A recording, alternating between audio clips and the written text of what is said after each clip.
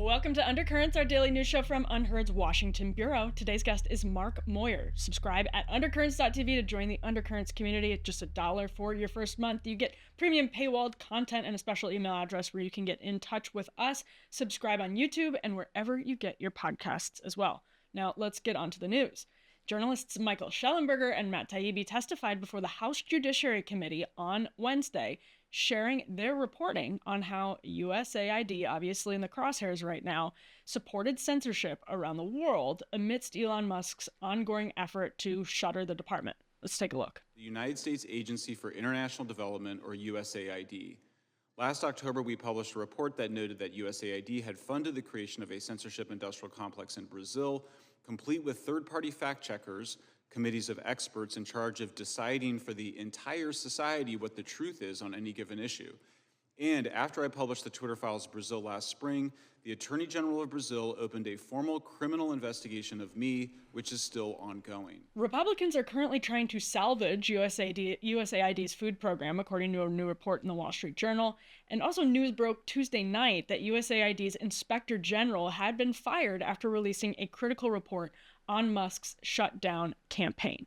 So let's go inside USAID to examine the stakes of all of this. A lot of people maybe didn't know much about what USAID was up to, with taxpayer money, by the way, until Elon Musk started to take it on. And people like Mike Benz and others got more and more attention, Michael Shellenberger, for reporting on what USAID had been doing with taxpayer dollars over the course of the last several years. Less than a year ago, though, interestingly enough, a book dropped with the title Masters of Corruption: How the Federal Bureaucracy Sabotaged the Trump Presidency.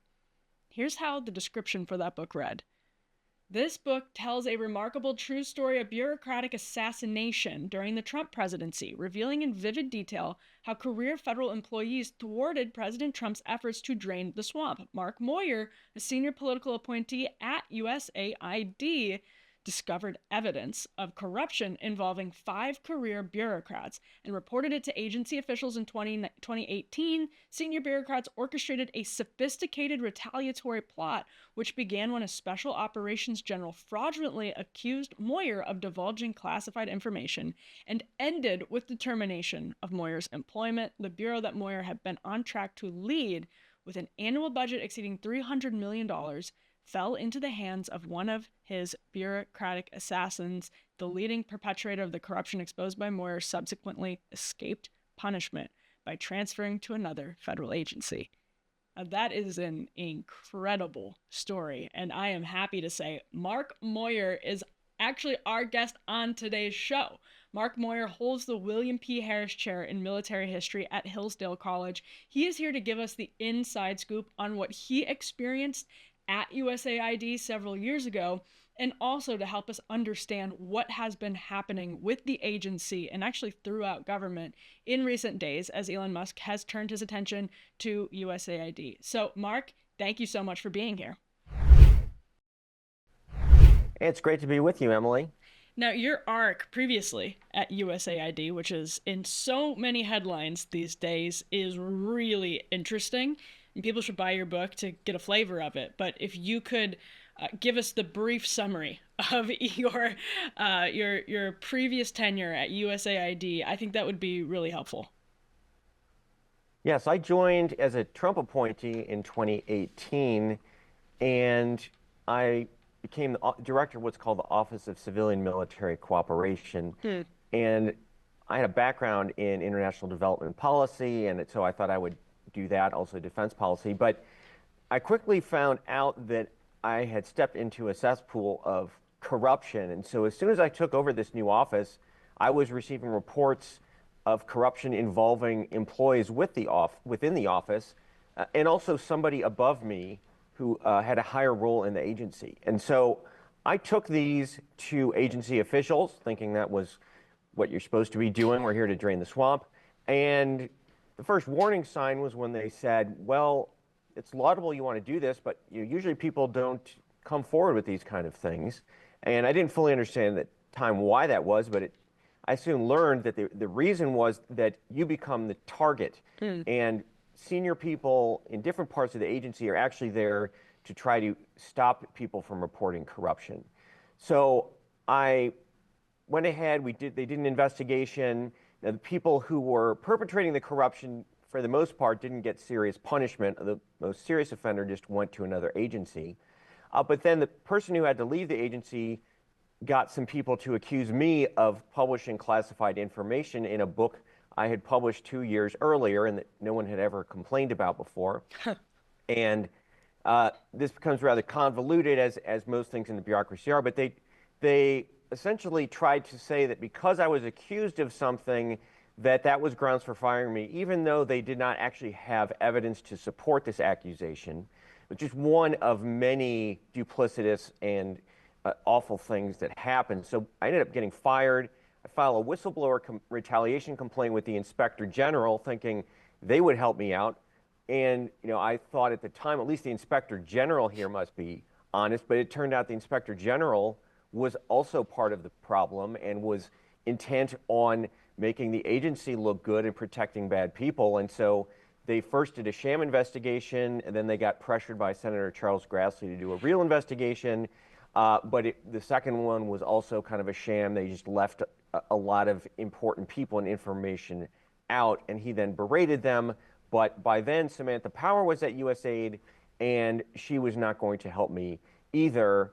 And it's by coincidence, just last night, they fired the USAID Inspector General. I was going to ask, which so this is Paul something Martin. that I think they needed to do. So I was actually just going to ask you about this. Paul Martin is the IG who also targeted you, Mark? Well, he actually came after I got Okay. there. So that particular individual was not involved in my case, although he could have certainly reopened it. The person who was there when I was going through this was Ann Calvarisi Barr, and she had a lot of problems too. And then we also had her predecessor during the Obama years. He actually got pushed out after the Washington Post reported that he had doctored reports in hundreds of places to try to make the agency look good. So this is an office with a long history of corruption. And so I think the decision to fire the current Inspector General is based partly on these terrible experiences we've had in the past.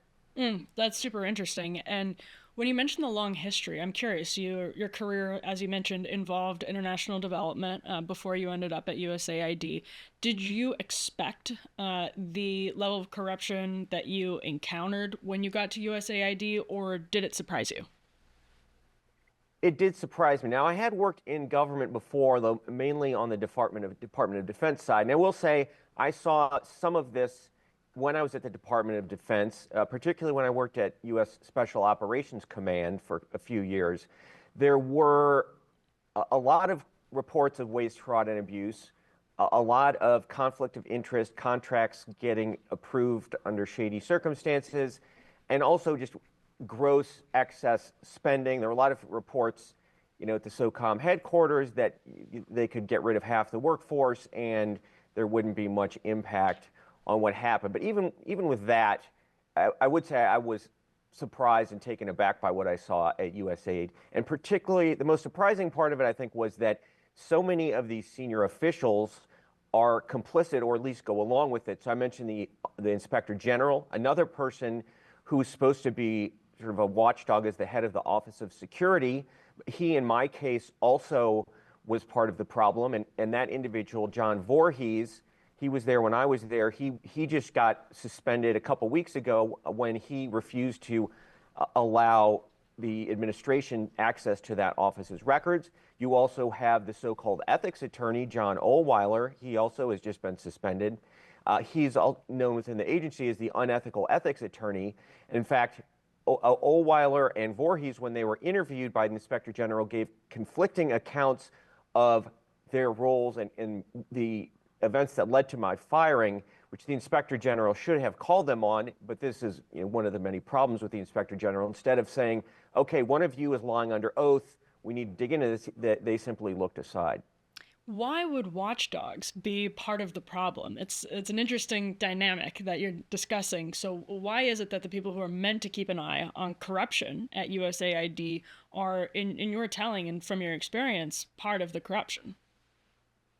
Yeah, that's a great question, and that's something that took a while to figure out. And what I figured out eventually is that some of these people who are supposed to be the watchdogs got their jobs because of other people in the agency, and so they felt beholden to those individuals. That was one of the main reasons. Another is that those individuals want to curry favor with agency leaders who can get them promoted. And so they will, instead of helping out the whistleblower, they will try to make the agency look good, and making the agency look good usually involves sweeping waste, fraud, and abuse under the rug. And so that's one of the reasons why I think the Inspector General system needs to detach the Inspector General from their agencies, because right now there's just not sufficient separation. Want to optimize your metabolism? I found a powerful tool that helps, Lumen. Lumen is a handheld metabolic coach that measures your metabolism through your breath. The app shows if you're burning fat or carbs and provides personalized guidance on nutrition, workouts, and sleep. Just breathe into Lumen each morning. It reveals your metabolic state and gives you a tailored nutrition plan. Use it before and after workouts or meals for real-time insights into your body's fuel source. Your metabolism affects weight, energy, fitness, and sleep. Lumen helps optimize it. It even adapts to hormonal changes, helping manage energy and cravings over time. Take control of your metabolic health today. Visit lumen.me/undercurrents for 20% off. That's lumen.me/undercurrents for 20% off. Thank you, Lumen, for sponsoring this episode. So interesting too. Talk to me about what the corruption looked like. Again, people can read this in your book, but just the top line, and if you have any interesting anecdotes, I'm sure we would love those. But when you say corruption, are we talking corruption as, because there's two different possibilities. There's the waste, fraud, and abuse corruption, and I'm sure there were both. And then there's also the sort of duplicitousness and the pretense of humanitarian work that's actually masking something else. So when you say corruption, what did you see? Yeah, well, there are, as you say, different kinds of corruption.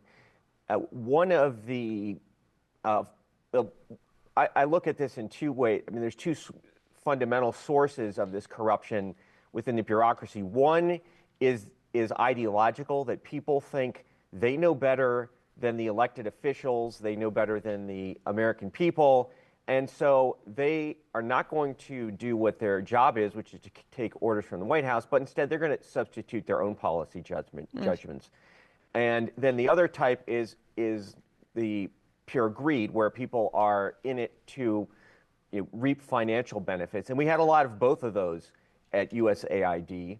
In one of the cases I cite in the book is that in the case of Syria, during the first Trump administration, there was a civil war in Syria, and the agency was sending in lots of so-called humanitarian assistance, which is usually things like food and medicine that are supposed to save lives. And now this is not as straightforward as it sounds. And one of the biggest problems with this kind of aid is that it gets misused, and there's corruption right there in terms of various actors, players in the Civil War, stealing the aid, misusing the aid. You also have the question of, if we're sending aid in there, maybe that's actually benefiting the Russians and the Iranians, who then don't have to provide this aid. But the biggest problem in this case was that career bureaucrats deliberately tried to hide this activity from the White House. And I know this because I had recently arrived, and the first whole year of the Trump presidency, this bureau had been run by bureaucrats, and they had forgotten about these things called political appointees. So I was at a meeting, and they said, we've got to keep this aid in Syria secret, because if the White House finds out about it, they may want to cancel it. And I reported that up through the political chain of command, and nothing happened, which was another of the problems we had. We had a lot of political appointees in the first Trump administration who were also not there to drain the swamp or carry out the White House agenda. They were also in it for themselves. And now, when you get to the financial part of it, one of the biggest problems I encountered, I mentioned this was within my own office, we had the deputy director of the office was at the same time the chairman of the board of a company that was getting government contracts. Now, that should never have been allowed in the first place. This goes back to our crooked ethics attorney who set this, gave sanction to this arrangement. Now, I believe he said, oh, well, yeah, just do this in a way that, you're not using your job to benefit this company. But there was clear evidence he was doing that. He was finding information from within the government that was then used by this company. Another example, which I should say that was a career bureaucrat, but we did have also political appointees. The number 2 person in USAID who was a political appointee, it turned out she was married to the top lobbyist for the aid industry, which is also a massive conflict of interest that should never have been allowed to stand. People complained about it. Nothing was done until very late in Trump's term when this person was fired. But this person was also, again, there not to advance the president's mission, but for purposes of career promotion and enrichment. You also mentioned you've worked in defense before, and you're sort of familiar with how all of this works. What can you tell us about USAID's relationship with intelligence agencies? It gets tied a lot. People who paid close attention to USAID for years, and especially used to be popular line of thinking on the left, would connect it with CIA, and I'm sure it has other intelligence connections as well. But what can you tell us about those relationships, Mark? Yes, well, those relationships are no longer what they used to be in the Cold War. And so this is, I think this is one part of the criticism that is not as important as a lot of the other lines we're seeing. Now, they do get involved in local politics, and that is a problem. And can they talk to other agencies in the government? Yes, some of that happens. We've seen a lot of countries are actually upset at USAID for what they perceive as meddling in their politics. And this can be a complicated issue because sometimes these governments are not the greatest governments, and we are doing programs that promote democracy or human rights, which may make some sense. But you're clearly creating antagonisms there. I think the most egregious cases where we are getting involved in a negative way in politics involve promotion of the left-wing agendas we saw in the Biden administration. So they're pushing LGBTQ, transgender rights, DEI on these countries, most of which, find those ideologies abhorrent, as do many Americans. And so that's, I think, one of the reasons you're seeing very quickly the Trump administration has said, we're going to stop doing all of this crazy woke agenda, and we're going to focus on promoting our interests in these countries. And there is still some role for aid, but it's going to look very different than it did before. Yeah, so Paul Martin's Inspector General report that seems to ostensibly have led to his firing concludes, quote, recent widespread staffing reductions across the agency, particularly within BHA, and you can explain to us what that is, Mark, coupled with uncertainty about the scope of foreign assistance waivers and permissible communications with implementers has degraded USAID's ability to distribute and safeguard taxpayer-funded humanitarian assistance. So I'm reading from the IG report here, and Mark, I would look at that, and I think Elon Musk, if I read that aloud to him, would say, yes, we are degrading USAID's ability to distribute this quote-unquote humanitarian assistance. He would agree with that. I'm curious, now as Republicans are fighting to protect some of the food distribution programs of USAID, what you make of the DOGE defanging of USAID, moving it onto the State Department. Do you oppose the existence of USAID? As Elon Musk has said, it wasn't just a worm in an apple, it was a ball of worms, had to be totally destroyed? Or do you think there's a way that it could be pared back to something that makes more sense? Yeah, well, I do think there are some useful activities it does, and Secretary Rubio has talked about this, that there are some types of foreign aid we want to continue. I mean, already they have agreed to continue some of the humanitarian assistance programs. But what you find, and this again gets back to this problem of obfuscation that we saw and we've seen Democrats and bureaucrats use time and again, they will put labels on things that don't always apply. So humanitarian assistance, for example, is supposed to mean things that literally save people's lives. So, food where there's starvation conditions, it could be some medical treatments that are urgently needed. And they've already allowed some of that to go forward. But we've seen, unfortunately, from the left and from the preceding administration, is they will try to put that label onto a lot of other things that don't really meet that threshold. And so I think that's why you are seeing this very tough approach and basically shutting all sorts of things down, because the first Trump administration, there was an attempt to take a more measured approach, but the bureaucracy found ways to get around that. And so I think they decided this time, this is the only way we can really get our hands on this is to try to put everything on hold and then figure out what's going to work. And there is certainly going to be some short-term pain for some things. I mean, again, I think we'll see a lot of what aid was doing before is going to disappear. There are some things that are worthwhile that it does. Some of those are on hold, I think those will face some disruption, and they may go, several months short on funding. They may have to put people on leave, which is less than ideal. But clearly they've decided that's a price that will be paid in order to rebuild this, whatever is left. Such a significant difference between Trump 1 and Trump 2 in that there was this 4-year period where people like you wrote books, and Michael Anton, Steve Bannon, others who were in the first administration sat down and thought long and hard about what would happen if Donald Trump, or even at one point Ron DeSantis, became president, and the conservative movement had all of these appointments, this appetite for reform. What could be done? So I'm curious, Mark, this is the topic of your book, and it's not just about USAID. You've thought about this in other parts of government. I'm curious if you're hearing from people inside the administration right now and how you assess these early weeks of DOGE's reform. Is this truly the appetite, or the intensity, I should say, that many people were hoping to see from Trump? Yeah, you're right. I think the last 4 years were spent by those of us who served in the first Trump administration trying to figure out how we could do better in a second Trump administration, because a lot of the problems we experienced, some of them were addressed near the end in 2020. So there was already some progress, but a lot of time has been spent on this, trying to figure it out. I was asked to go back in to the government, and ultimately had to decline just for the inauguration for family reasons.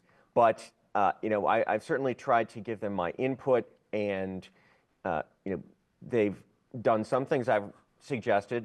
They've got other ideas as well, and I think clearly they understood what needs to be done. I think we're starting to see major legal challenges, and I think that was anticipated. I think people know that this isn't all going to be easy, and where it's going to end exactly remains to be seen. But I think most people outside of the Trump world were very surprised by how fast this unfolded. But clearly, people have decided the business as usual approach that was tried last time isn't going to work, and so we're going to see different things. And it's also worth keeping in mind that some of these tactics are meant, to some extent, as bargaining. It's kind of like when we had the tariffs in Mexico and China, or Mexico and Canada. People thought the world was going to end, and these were extreme measures, and then those countries ended up backing off, and so they didn't have to impose everything that was being threatened. And so we may see here too that there are some deals. This is the president who wrote The Art of the Deal, but clearly these are stepping stones towards a new sort of institution. And USAID was picked as one of the first cases, I think, because people had come to realize just how awful it was. But we're now seeing this a similar approach taking place at education. They're going to go at Veterans Affairs, another very corrupt place, and they're also going to be looking at defense and state and other big organizations. My last question is to the point you just made about why USAID may have been first on the chopping block. A lot of people on the right came to know about USAID through the work of Mike Benz, who has talked about it often on social media. And in his conversation with Tucker Carlson recently, Benz had a pretty clear concern. It almost turned into a debate with Tucker because Benz was very concerned that you'd sort of be throwing the baby out with the bathwater, that the American empire creates prosperity at home, that the American empire is important for people in the United States in ways that we don't fully understand. And so people who want to take a sledgehammer to USAID may end up destroying things that make the American people more prosperous and are entirely within the reasonable scope of intelligence or humanitarian work. I'm just curious. I know this is a massive question. I'm just curious, though, Mark, if you share those concerns and where you come down on that question as you see people on the right suddenly grappling with something you're so familiar with. Yeah, well, I do think there are some useful things that foreign aid does still. It was originally, we really got into it initially through the Marshall Plan to try to help rebuild Europe as a temporary thing. It did morph over time when it was taken to other areas which we thought we could fix, but then have become dependencies. And certainly, I think this administration recognizes this is a fundamentally something that's used to advance the interests of the American people. I will say there are cases. I mean, an example I use a lot because most people aren't really familiar with it is illegal fishing. Most Americans don't know that the Chinese have these fleets around the world that are scooping up the world's fish supplies, and this then imposes higher costs on us as consumers because we are having to pay more for fish. It hurts a lot of our allies, and it strengthens China. And so we have foreign aid programs that are designed to help other countries. The Chinese won't come into our territorial waters because we have a big navy, but a lot of other countries aren't capable of doing that. And so with these aid programs, we're actually helping combat China, which is our biggest competitor. We have a very large international trade. Our country's prosperity depends a lot on trade, and so obtaining favorable trade conditions in other countries is in our interest as well. And there are, I think, generally we don't want the government to be engaging in charity, but there are cases where we're the only country that is able to keep people from dying. And so sometimes that does make sense. Now you've got to be careful of abuses, but we are, I think, still predominantly a Christian nation, and so we do, in sort of dire circumstances when we can, I think you'll have bipartisan support for those sorts of programs. So interesting. Mark, really appreciate your time today, and thank you for coming on the show and sharing some of your own experience. Great to be with you.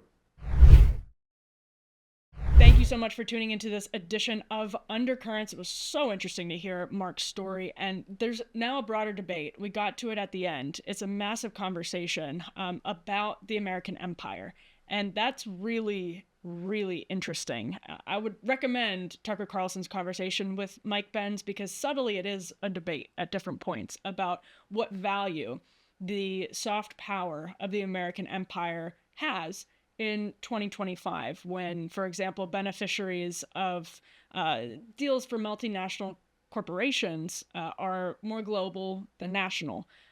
It's a pretty interesting cost benefit analysis indirectly or implicitly, I should say, about the cost of empire and USAID's role in all of that. And the question about throwing the baby out with the bathwater can't be answered really unless you answer this question: what should the role of soft power of the American empire be in 2025? I'm of the camp that believes USAID, maybe some of its really valuable necessary programs like PEPFAR, can be transferred to the State Department, but I'm sort of the persuasion that, yeah, we benefit from American empire. We have benefited from American empire in terms of efficiency and prosperity.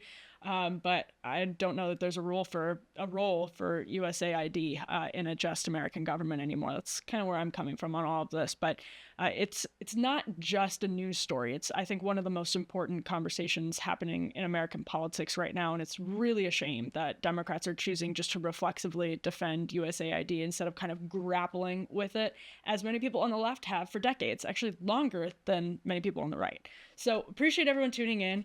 Thank you so much. Make sure to subscribe, and we will be back here with more Undercurrents soon.